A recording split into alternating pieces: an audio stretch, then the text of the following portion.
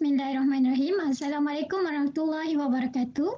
Hari ini saya Nurul Amira binti Siswandi dan rakan saya lain iaitu Ana Sizlina binti Umar dan Nur Sarah Alia binti Abdul Razak. Kami akan membentangkan model reka bentuk pengajaran iaitu model AD. Video pengajaran yang kami pilih adalah video masakan rimba yang dicipta oleh Nur Sarah Alia binti Abdul Razak.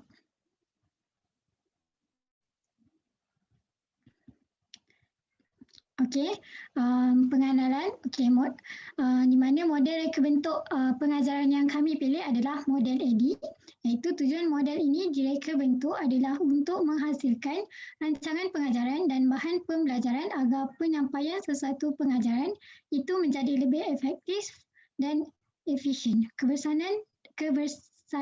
Keberkesanan model AD dapat membangunkan modul pengajaran yang berkesan dan menarik. Okey, maksudnya model AD ni direka bentuk supaya guru ni dapat merancang pengajaran dan pembelajaran yang lebih berkesan dan lebih efektif untuk dilaksanakan kepada belajar.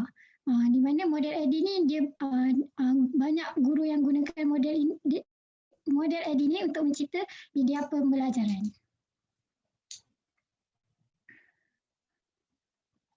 Okey, model AD ni ada 5 istilah iaitu berdasarkan perkataan AD ni. Yang pertama huruf A iaitu analyze iaitu analisis. Yang kedua D, design iaitu reka bentuk. Yang ketiga D, development iaitu pembangunan.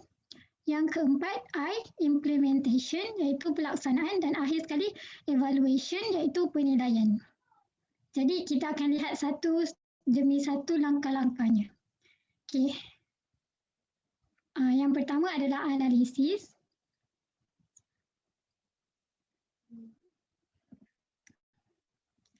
Okey, dalam analisis ni, dalam langkah ni, pembangunan perisian perlu mengenal pasti masalah yang dihadapi dan cara menyelesaikannya. Masalah boleh dikenal pasti melalui temu bual, pemerhatian, tinjauan soal selidik dan sebagainya. Okey, dalam langkah ni, sebelum proses pembangunan perisian tu ataupun pembangunan media pembelajaran, guru perlu mengenal pasti sesuatu masalah yang dihadapi di dalam kelas. Okey, jadi guru boleh mengenal pasti masalah ni melalui temu bual, pemerhatian, soal selidik dan sebagainya lah, macam pemerhatian di dalam kelas ke, soal selidik terhadap murid-murid ke mengenai aktiviti pengajaran yang dihasilkan. Jadi bila guru dah memperoleh masalah yang dihadapi, contohnya guru mendapati bahawa murid ni dia sering tidur dalam kelas ataupun sering tak fokus apa yang guru ajar. Jadi guru perlu mencari satu penyelesaian ataupun mencari satu kaedah dan teknik yang untuk bagi murid ni supaya berminat untuk menyertai aktiviti-aktiviti di dalam kelas. Okey, seterusnya. Okey, dalam analisis ni terdapat beberapa proses yang guru ni perlu analisis semasa ataupun sebelum membangunkan sesuatu video pengajaran. Okay, yang pertama, guru perlu analisis terhadap pelajar. Okay. Maksudnya kat sini, guru perlu analisis sama ada dari segi tingkah laku pelajar, ciri-ciri murid tersebut dan sebagainya. Maksudnya guru perlu analisis video pengajaran tersebut ni disasarkan untuk murid apa. Okay. Macam video pengajaran yang kami telah hasilkan, sasaran kami adalah untuk murid sekolah rendah tahap 2 dan aliran perdana. Okay, maksudnya kat sini tahap 2 ni kami memilih murid sekolah rendah tahap 2 ni kerana aktiviti yang dijalankan dalam video tersebut adalah berbahaya. Maksudnya ia melibatkan bakar, iaitu bakar-bakar menggunakan api, menggunakan pisau, potong-potong dan sebagainya. Jadi ia tidak sesuai untuk murid tahap 1. Dan begitu juga kami memilih murid aliran perdana kerana ia tidak sesuai untuk murid pendidikan khas. Contohnya macam murid pendengaran tidak sesuai kerana dalam video tersebut penerangan adalah melalui voice over ataupun suara latar. Jadi dia tiada bahasa isyarat ataupun subtitle yang dapat membantu murid masalah pendengaran ni untuk faham. Jadi ia sesuai untuk murid aliran perdana. Okey, yang kedua, semasa pembangunan video pengajaran yang telah kami hasilkan, kami juga menilai analisis terhadap murid ni di mana murid ni mempunyai pengalaman yang berbeza. Okey, maksudnya kat sini kita tahu kan murid ni dia dia murid yang tinggal di kampung dan ada murid yang tinggal di bandar. Jadi maksudnya setiap murid ni dia tidak mempunyai pengalaman macam duduk kat kampung ke kan. Macam kalau murid yang tinggal di kampung dia tahu macam nak tangkap ikan ke, dia tahu macam nak pergi tangkap ayam dan sebagainya. Tapi murid yang tinggal di bandar mereka kurang pengalaman dalam perkara-perkara seperti berikut. Jadi pembangunan video pengajaran ni dia dapat membantu murid ni, dia dapat memberi pengetahuan baru kepada murid ni dalam proses melakukan suatu perkara di dalam hutan. Okey, seterusnya analisis persekitaran pembelajaran. Okay. Di mana asal analisis persekitaran pembelajaran ni, guru perlu menganalisis persekitaran pembelajaran yang berlaku sekarang. Maksudnya contoh, sebelum guru mencipta media pengajaran ataupun video pengajaran, guru perlu memastikan persekitaran pembelajaran ni adalah kondusif. Maksudnya guru perlu melihat dulu persekitaran pembelajaran ni, persekitaran pembelajaran yang berlaku sekarang sama ada kondusif atau tidak. Jadi contoh apabila guru mendapati bahawa persekitaran pembelajaran yang tidak kondusif, maksudnya murid selalu tidak menyertai aktiviti dalam kelas, murid selalu senyap je, tidak berminatlah untuk menyertai aktiviti dalam kelas. Jadi guru perlu mencari satu penyelesaian masalah lah, bagaimana guru nak membantu murid ni supaya persekitaran pembelajaran yang lebih bermakna, yang lebih kondusif. Jadi dalam video pengajaran yang telah dihasilkan, persekitaran yang kami bawa ni adalah membantu murid ni supaya dapat mempunyai persekitaran yang lebih terbuka, tidak hanya melibatkan aktiviti di dalam kelas saja. Macam yang kita tahu kan, murid dia lebih suka belajar di luar kelas macam subjek pendidikan jasmani, jadi mereka lebih suka untuk melakukan aktiviti-aktiviti di luar kelas. Jadi dengan video pengajaran yang telah dihasilkan, yang memberi semangat ataupun meningkatkan minat murid ni untuk belajar tentang aktiviti-aktiviti di luar kelas. Dan seterusnya, persekitaran pembelajaran secara di atas talian. Okay, maksudnya macam sekarang kan, jadi bila kita ni murid ni akan lebih bosan bila pembelajaran secara atas talian. Jadi bila guru hanya menerangkan pembelajaran melalui PowerPoint, slide dan sebagainya, murid akan cepat bosan. Jadi dengan menggunakan video pengajaran ni, ia merupakan salah satu cara yang berkesan lah supaya dapat menarik minat murid ni menyertai aktiviti-aktiviti dalam kelas. Okey. Seterusnya, yang ketiga, kenal pasti matlamat pengajaran. Okey. Di mana sebelum kita melakukan apa-apa, kita perlu mengenal pastilah, guru perlu mengenal pasti matlamat ataupun objektif pengajaran yang kita hendak lakukan. Okey. Dalam video pengajaran yang kami hasilkan, yang pertama objektif kami adalah untuk membantu pembelajaran yang lebih menyeronokkan.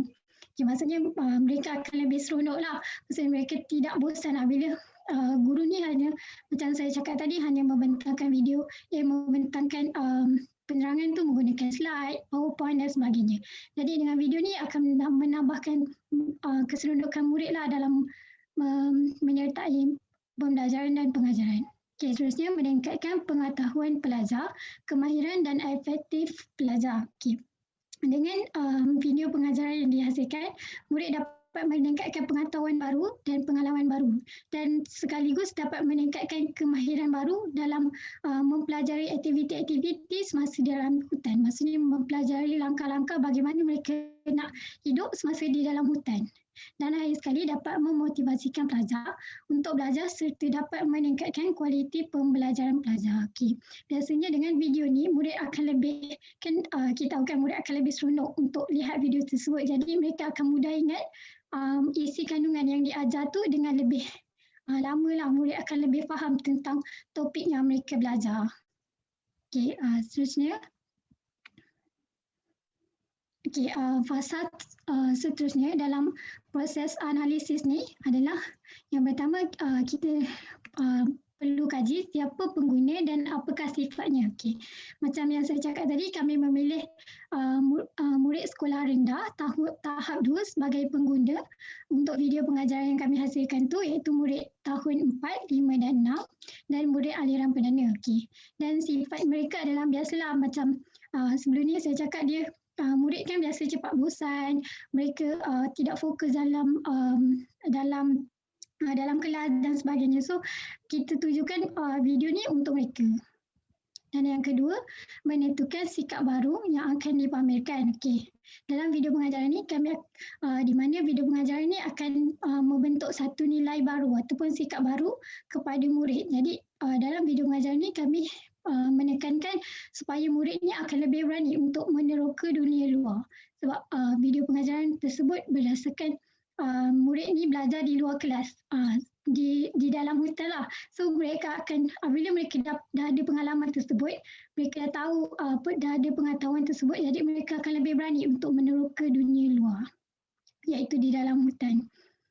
Seterusnya, apakah jenis halangan pembelajaran yang wujud? Okay, biasalah dalam kita membuat video ataupun dan sebagainya, mesti ada halangan-halangan tertentu. Jadi antara halangan-halangan yang kami dapati semasa melaksanakan video pengajaran ni, iaitu yang pertama akses internet. Okay, dia bukan saja akses internet guru maupun pelajar. Jadi guru pun memerlukan akses internet yang tinggi untuk mencipta video tersebut dan mengedit video tersebut. Dan murid juga memerlukan akses internet untuk membuat naik video tersebut. Supaya murid dapat lebih mudahlah untuk lihat video tersebut. Jadi yang kedua, keperluan dan minat murid merosot. Okay, bila guru ni, macam saya cakap tadi, guru menggunakan pembelajaran yang biasa, guru hanya menerangkan pembelajaran dalam kelas. So, minat murid ni dia akan menurun. Mereka tidak akan minat untuk mengikuti aktiviti dalam kelas. Jadi video pengajaran ni merupakan salah satu cara yang berkesan lah untuk cara berkesan untuk membantu murid ni meningkatkan minat dalam aktiviti dalam kelas.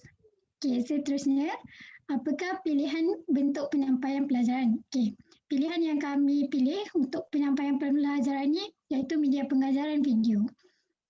Dan akhir sekali, tempoh masa yang diperlukan untuk menyiapkan projek ni adalah 2 hari.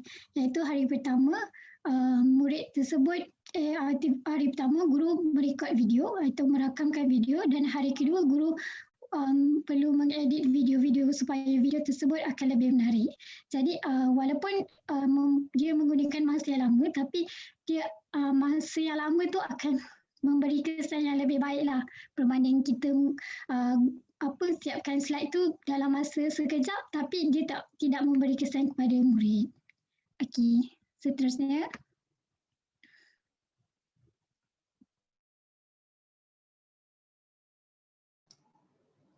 Okey, baiklah, saya masuk kepada isi yang kedua, iaitu reka bentuk. Okey, yang pertama, antara langkah dalam fasa reka bentuk ialah dokumentasi projek yang mengandungi reka bentuk berarahan, visual dan strategi reka bentuk. Okey, umum yang diketahui, kita kena tahu reka bentuk pengajaran dalam video yang kita nak buat. Okey, berdasarkan daripada video pengajaran yang kita hasilkan, kita mesti mengetahui desain-desain yang kita nak masukkan dalam video pengajaran tu. Baiklah, yang seterusnya, aplikasi strategi pengarahan bergantung kepada sikap yang dipamerkan oleh pengguna. Okey, maksudnya dekat dalam video tu terdapat aplikasi strategi pengarahan, iaitu macam mana kita nak buat video tu, macam mana kita nak mereka, macam mana kita nak design sesuatu video pengajaran tu. Yang ketiga, membangunkan papan cerita. Okey, membangunkan papan cerita adalah langkah yang paling penting sebab untuk membina sesuatu video pengajaran, kita kena sediakan papan cerita terlebih dahulu supaya kita tahu apa kandungan yang kita hendak sampaikan. Okey, baiklah, seterusnya mereka bentuk antaramuka. Okey, mereka bentuk antaramuka ni pula, kita kena tahu yang reka bentuk antaramuka kita ni mudah dicapai tanpa sebarang persebaran masalah besar, lepas tu reka bentuk antarmuka yang stabil dan diyakini, di mana kalau murid tengok, dia yakin, oh best video pengajaran ni. Okey, yang seterusnya perisian menggunakan reka bentuk yang ringkas, menarik dan tidak terlalu kompleks. Maksudnya kita punya video pengajaran ni benda yang memang sesuai dengan tahap kognitif murid-murid tahap 2 iaitu tahun 4, 5 dan 6. Yang seterusnya visual reka bentuk yang berkesan. Okey, baiklah, saya masuk kepada isi yang seterusnya adalah membangunkan prototype. Okey, prototype ni adalah jenis bentuk atau contoh yang berfungsi sebagai contoh, asas dan banyak lagi. Jadi semasa ingin membangunkan sesuatu video pengajaran, kita juga perlu lihat dari segi reka bentuk prototype. Okey, yang akhir sekali adalah menggunakan reka bentuk visual. Okey, reka bentuk visual ni seperti yang kita tahu, memang kalau kita buat video memang akan ada visual. Jadi kita perlu menggunakan visual yang menarik supaya kerana visual yang menarik ni lagi menarik perhatian murid-murid ni untuk tengok video tu. Okey, sebelum tu saya ingin senaraikan sikit dari segi reka bentuk pengajaran, kenapa dalam sesuatu video pengajaran tu kita mesti tekankan reka bentuk pengajaran. Yang pertama adalah supaya reka bentuk pengajaran ni adalah berkesan dan bersesuaian. Yang kedua, reka bentuk ni mampu membina dan merancang segala aspek pengajaran dan pembelajaran. Okey, baiklah. Yang ketiga adalah objektif pengajaran dan pembelajaran dan hasil pembelajaran mudah tercapai. Okey, baiklah. Slide yang seterusnya. Okay, baiklah, saya masuk kepada proses reka bentuk semasa pembangunan video pengajaran. Yang pertama, kita menentukan kandungan perisian berlandaskan kandungan yang telah dirangka dalam fasa analisis. Okay, yang seperti yang kita tahu, kita punya fasa analisis kita adalah berkaitan kita nak buat sesuatu pembelajaran tu lebih seronok. Jadi kita nak buat video masakan rimba yang bertujuan untuk menambah pengalaman baru murid supaya mereka dapat meneroka dunia luar atau mereka dapat menerapkan elemen-elemen pengajaran di luar bilik darjah.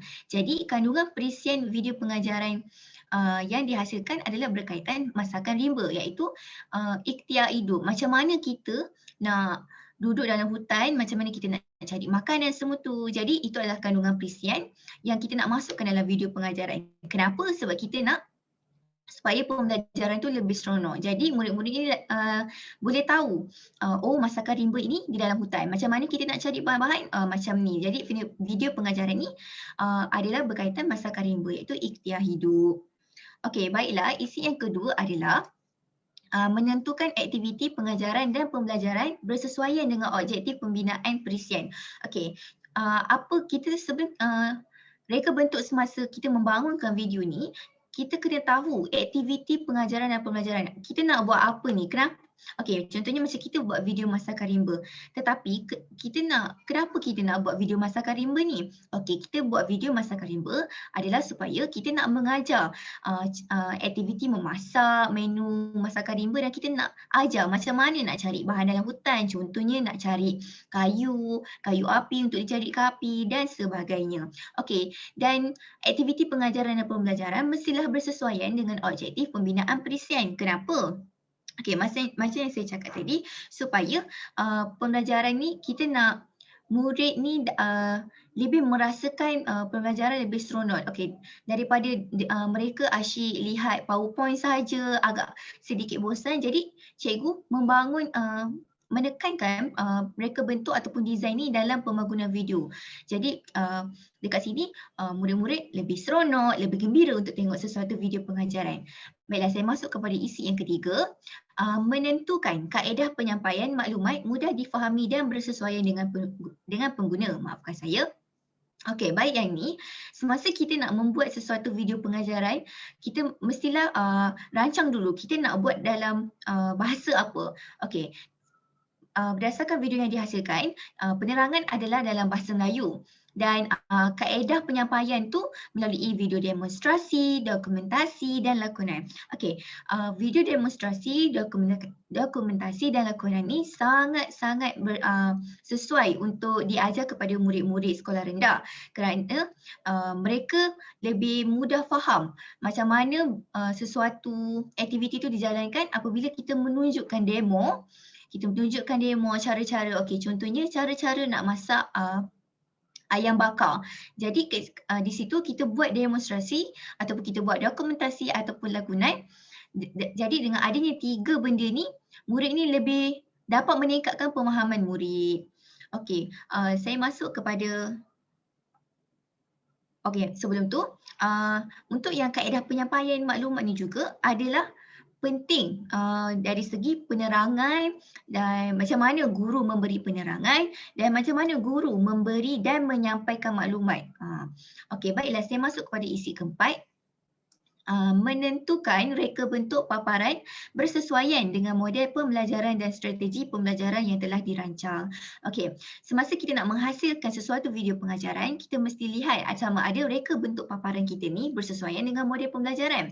Contohnya seperti video yang telah dihasilkan, reka bentuk dalam video tersebut bersesuaian dengan model AD dan model Dan and Dan. Kenapa saya sebut model AD? Sebab dalam model AD diterapkan dengan 5 aspek tadi, iaitu analisis, design, development, implementation dan evaluation, di mana kita analisis benda tu dan kita design, lepas tu kita membangunkan video, kita melaksanakan video tu dan akhir sekali kita buat penilaian terhadap video tu.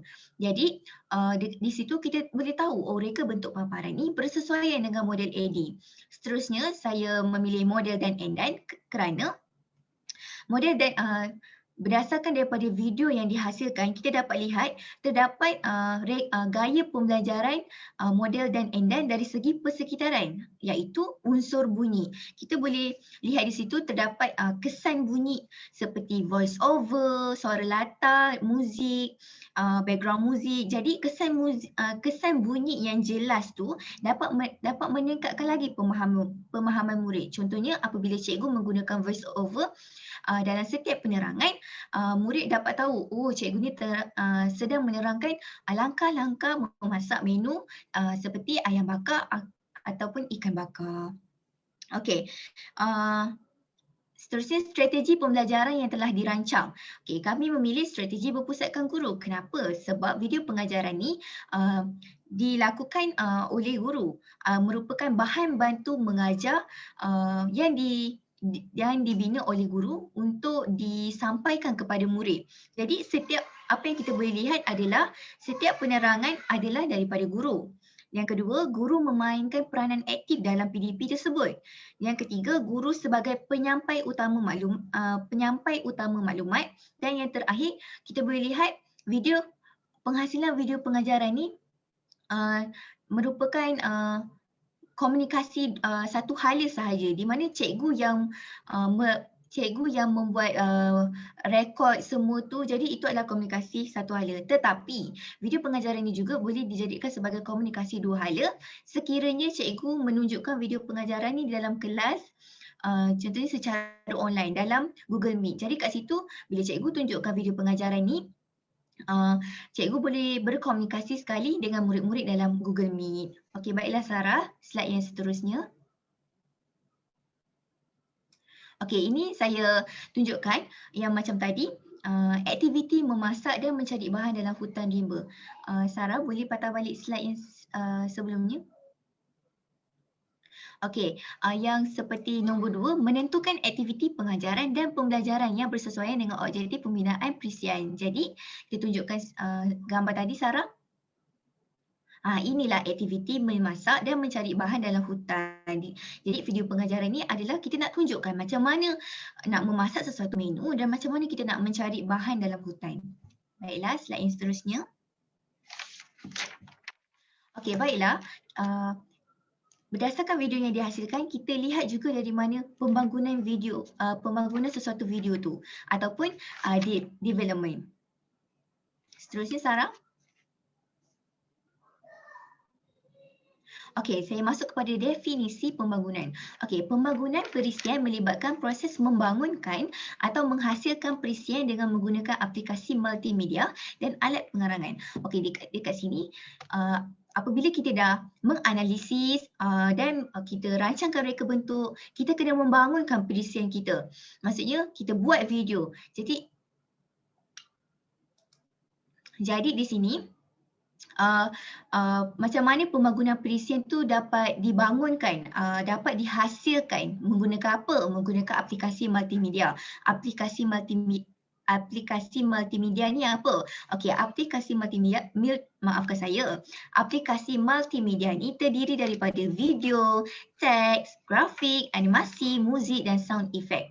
Okey, dan alat pengerangan ni pula membolehkan kita untuk membuat aplikasi terkini dengan menyambung video, grafik dan lain-lain. Okey, isi yang kedua pula, pembangunan perisian perlu dibangunkan berdasarkan reka bentuk yang telah ditetapkan dalam fasa reka bentuk. Seterusnya Sarah. Okey, saya masuk kepada yang pertama, tujuan utama bagi tahap ini. Yang pertama adalah untuk menjana rancangan dan bahan pelajaran.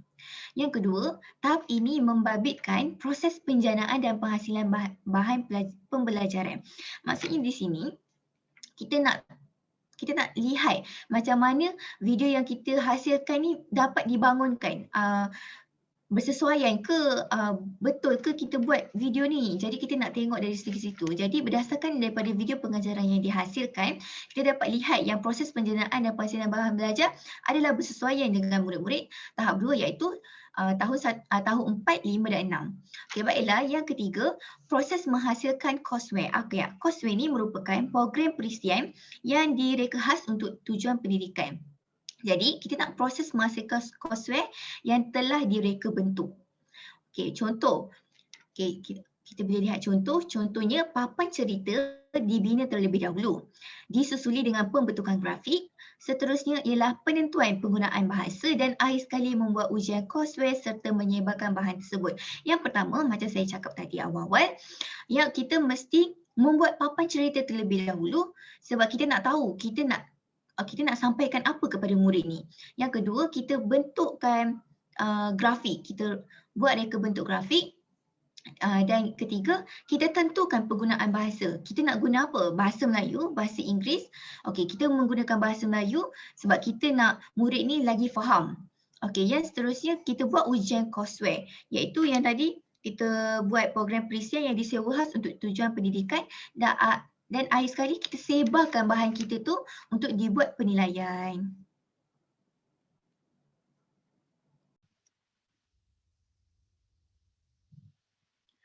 Okey, baiklah, saya sambung kepada proses pembangunan.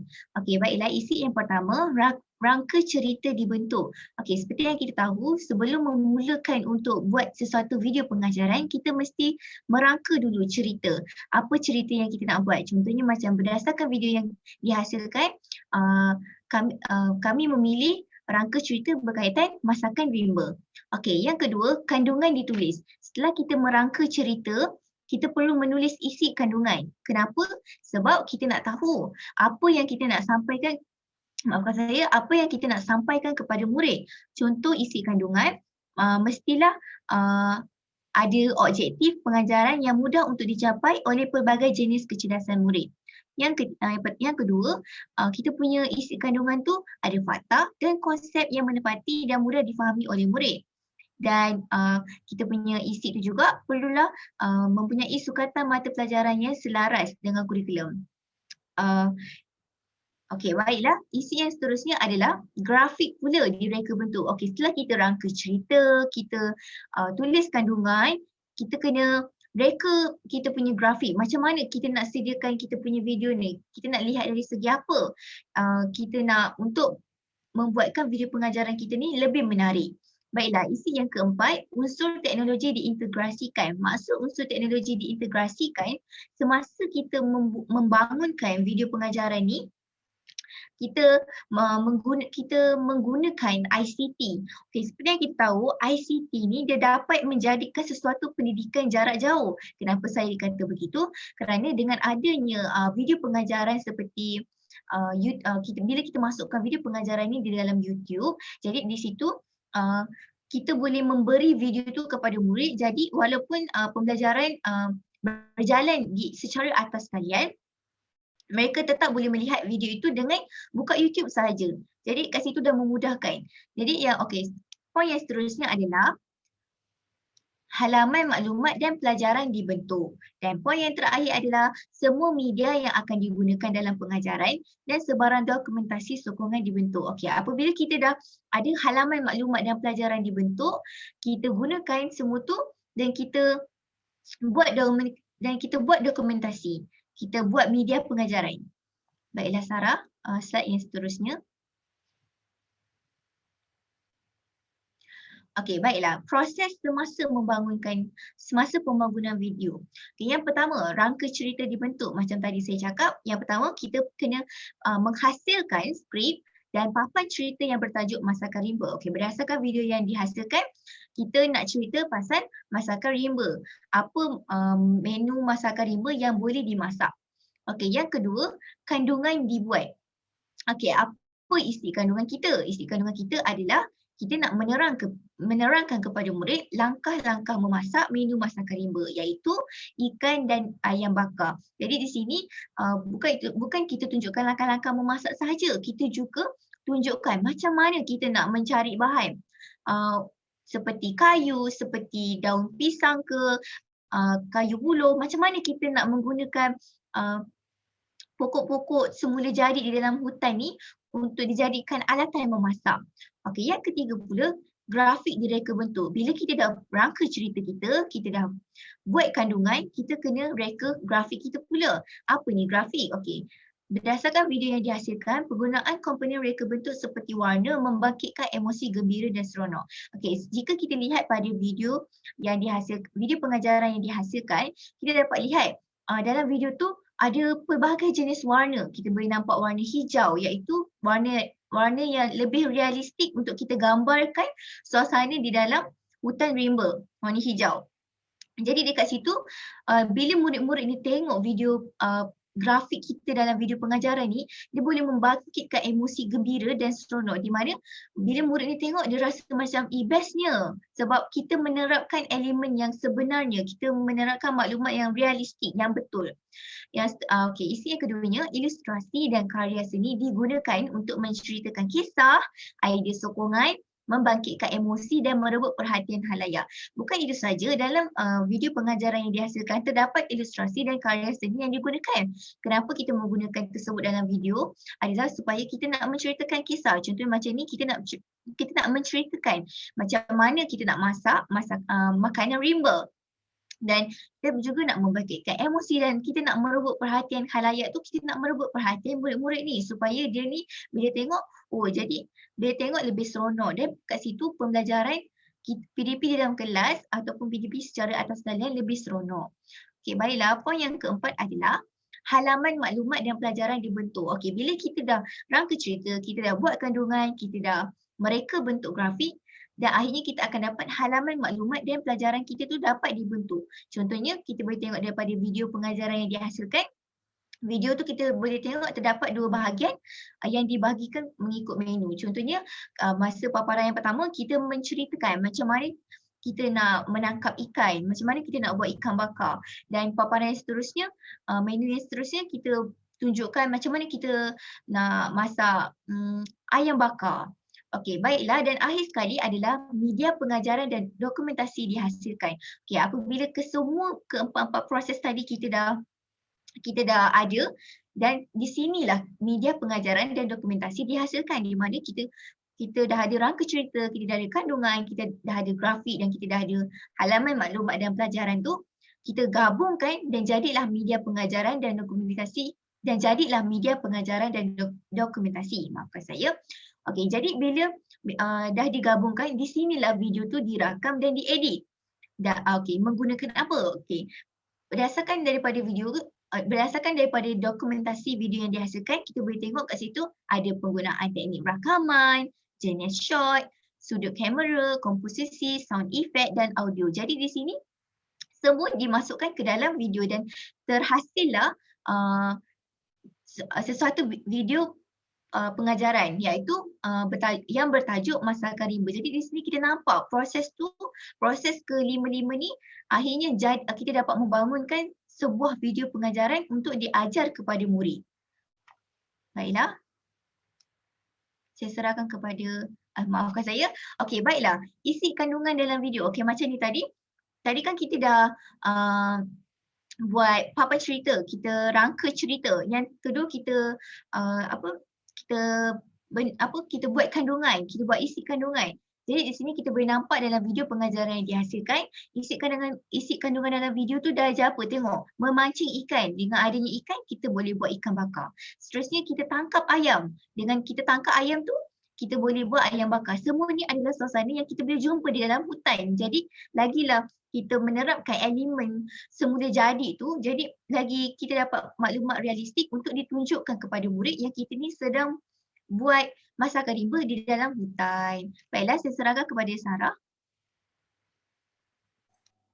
Baiklah, terima kasih Anas Yuzlina. Okey, saya akan sambung pula pada fasa keempat iaitu fasa pelaksanaan. Okey, terlebih dahulu saya akan terangkan definisi pelaksanaan. Okey, pelaksanaan ataupun implement berperanan untuk membuat pilot test terhadap courseware yang telah dihasilkan. Misalnya, beberapa sampel atau murid yang telah dipilih bagi menggunakan courseware tersebut. Okey, tahap ini membabitkan penyampaian atau pelaksanaan pengajaran yang sebenar sama ada pengajaran itu berasaskan bilik darjah, maklumat matematik, setting peribadi maupun berasaskan komputer. Okey, istilah pelaksanaan juga merujuk kepada pelaksanaan artifak pembelajaran dan sistem yang dibentuk dalam konteks pembelajaran yang diharapkan. Okey, dengan kata lain, pelaksanaan membabitkan proses menjalankan program atau modul pembelajaran dalam konteks dunia yang sebenar. Okey, tujuannya adalah untuk menyampaikan atau melaksanakan pengajaran dengan efisien dan berkesan.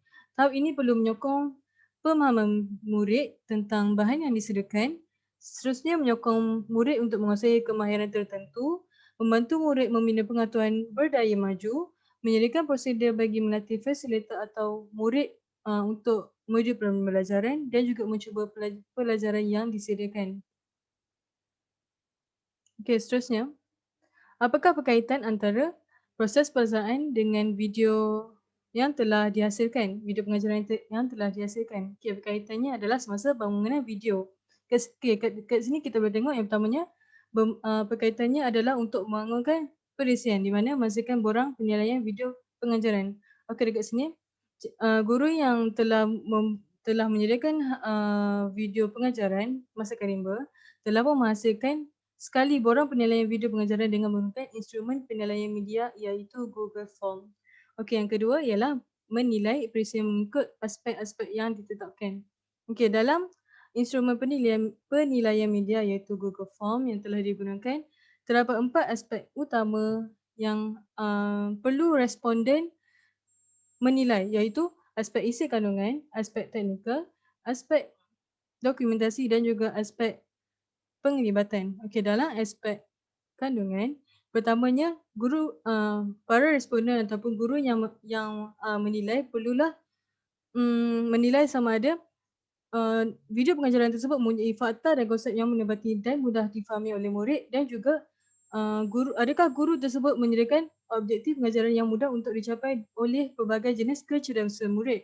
Okey, dalam aspek teknikal, penilaian yang perlu dibuat oleh responden ialah yang pertamanya, perisian mempunyai arahan yang jelas dan tepat ataupun adakah video pengajaran tersebut mempunyai perolehan yang lancar dari satu paparan ke paparan yang lain. Okey, dari aspek dokumentasi, para responden perlulah membuat penilaian mengenai perisian mempunyai kesambungan yang jelas ataupun perisian mempunyai integrasi warna yang bersesuaian. Okey, yang terakhir sekali dalam aspek penglibatan, para responden atau guru-guru yang merespon hendaklah menilai sama ada video pengajaran tersebut mempunyai perisian yang digunakan dapat menarik minat dan meningkatkan motivasi murid ataupun tidak, dan juga adakah video pengajaran yang dihasilkan dapat meningkatkan pemahaman murid dengan mudah dengan memperoleh maklumat seperti yang dikehendaki dalam perisian tersebut ataupun dalam video tersebut. Okey, seterusnya ialah menguji kestabilan perisian, di mana dekat sini kestabilan perisian ini diambil kira daripada keseluruhan penilaian oleh 10 orang guru yang menilai tentang sejauh manakah keberkesanan video pengajaran yang dihasilkan. Okey, seterusnya yang terakhir sekali ialah berkaitan video ini dengan proses pelaksanaan model AD ialah pengubahsuaian dan membaik pulih perisian bagi membaiki dan meningkatkan lagi kualiti perisian. Dekat sini, penambahbaikan video hendaklah berdasarkan maklum balas yang diperolehi melalui carangan-carangan yang diajukan oleh para responden dalam instrumen penilaian media. Okey, baiklah, seterusnya saya akan teruskan dengan fasa yang terakhir, fasa kelima, iaitu fasa penilaian. Okey, definisi fasa penilaian.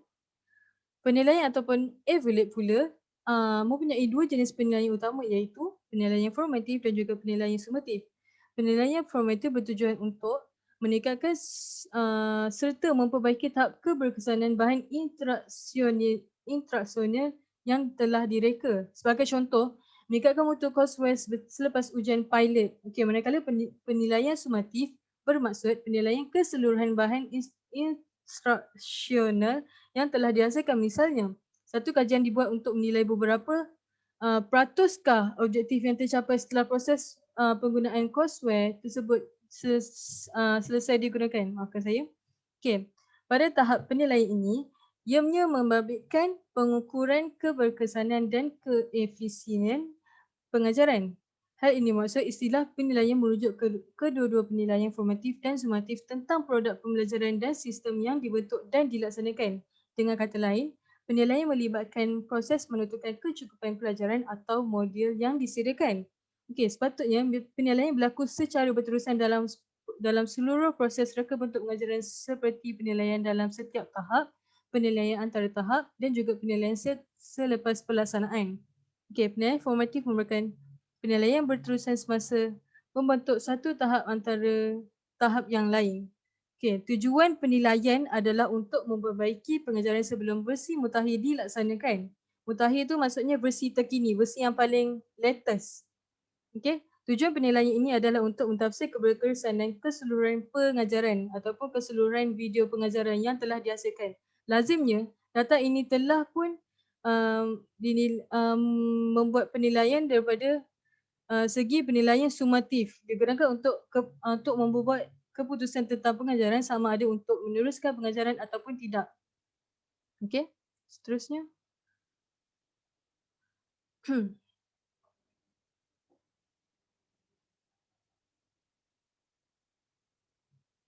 Okey, berkaitan antara video pengajaran yang telah dipilih dengan penilaian dalam model AD.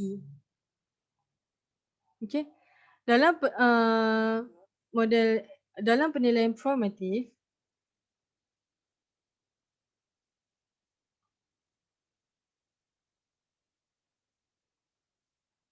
dalam penilaian formatif, carangan penambahbaikan yang diberikan oleh guru iaitu responden dalam borang penilaian membantu meningkatkan mutu dan juga kualiti video. Kat sini kita boleh tengok formatif ni penilaian antara tahap.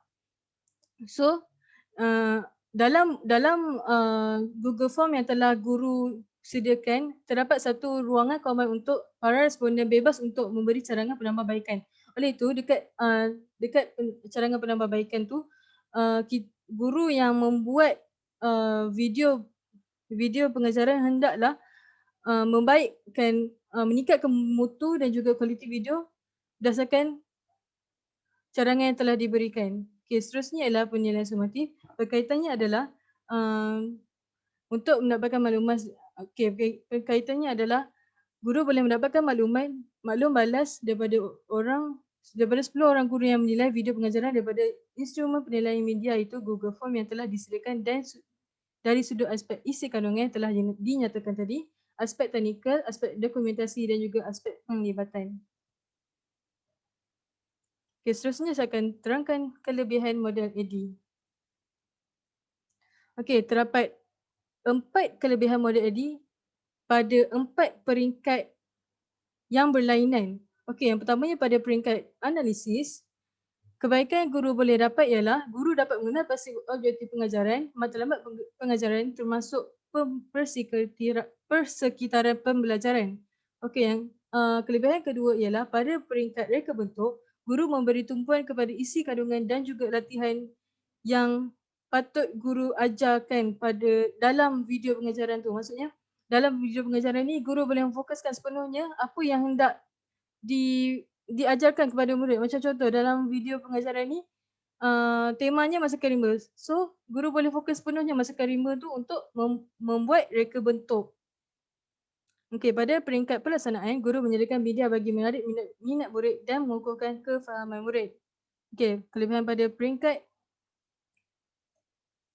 penilaian, guru boleh membuat penilaian formatif dan juga sumatif. Okey, sekian saja daripada kami. Ini merupakan rujukan kami sepanjang penghasilan slide ini. Sekian, terima kasih.